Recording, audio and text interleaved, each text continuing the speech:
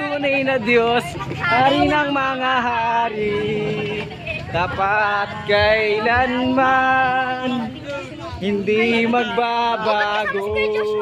Oh, ikaw ang tunay na Diyos, hari ng mga hari, tapat kailanman, hindi magbabago.